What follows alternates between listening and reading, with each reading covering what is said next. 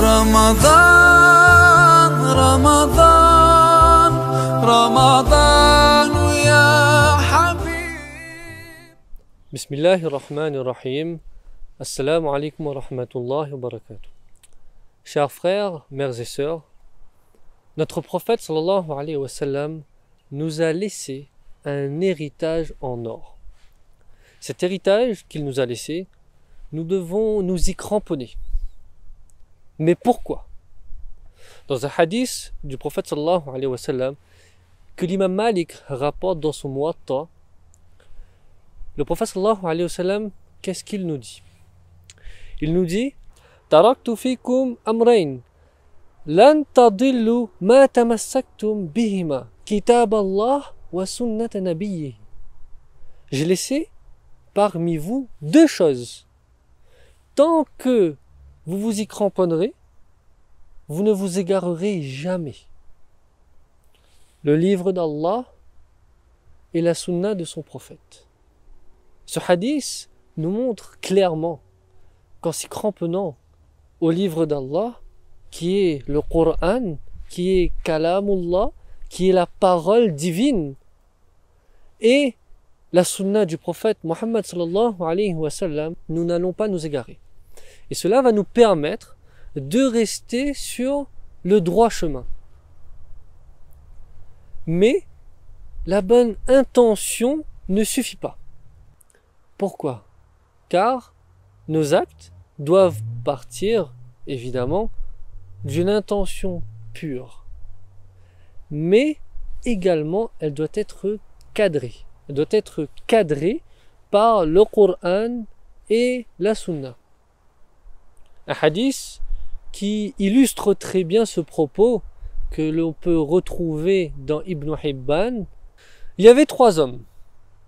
Le premier a dit: je prierai toute la nuit. Quant au deuxième, je vais jeûner toute l'année. Quant au troisième, je ne me marierai point. Ces trois hommes partaient d'une très bonne intention. Une intention pour se rapprocher d'Allah. Le prophète sallallahu alayhi wa sallam entendit cela. Et qu'est-ce qu'il leur a dit? Je suis celui qui craint le plus Allah parmi vous. Quant à moi, je prie et je dors. Je jeûne et je romps mon jeûne. Et je me marie. Celui qui se détourne de ma sunna ne fait pas partie de nous. Le prophète sallallahu alayhi wa sallam, dans ce hadith, il nous montre clairement l'importance de cadrer nos actes, même si nos intentions peuvent être pures, nos intentions peuvent être bonnes. Comment s'y cramponner? Tout d'abord, il faut pratiquer.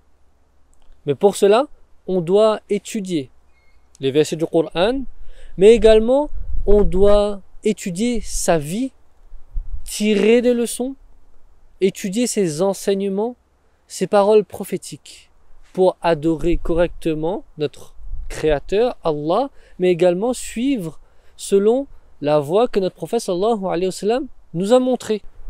Ainsi, cela va nous permettre de distinguer le cultuel du culturel.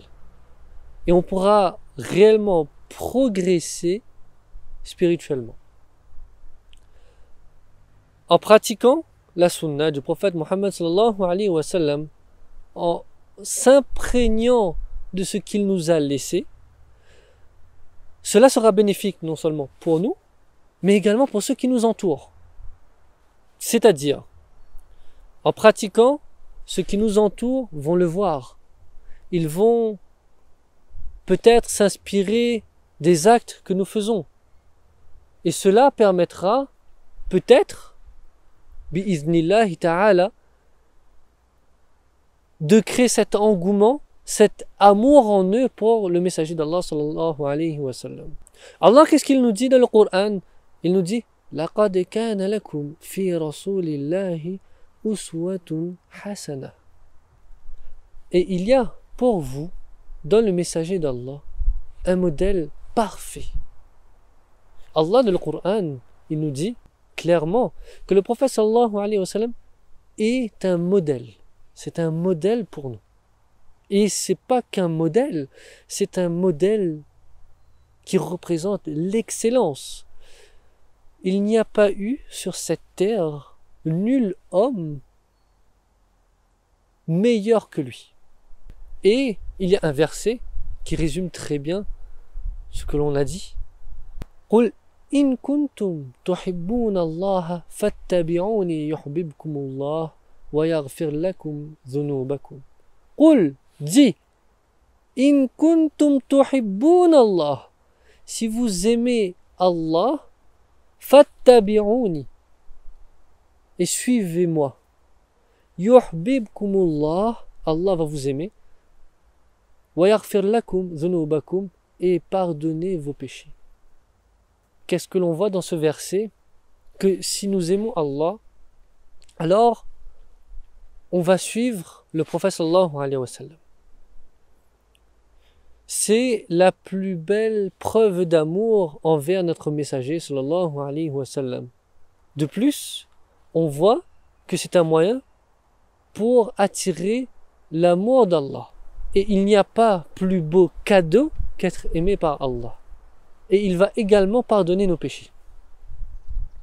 Alors, mes chers frères, mères et sœurs, semons les graines qu'a laissé notre bien-aimé Muhammad Mustafa sallallahu alayhi wa sallam dans nos cœurs afin d'obtenir la saveur d'adorer notre Créateur.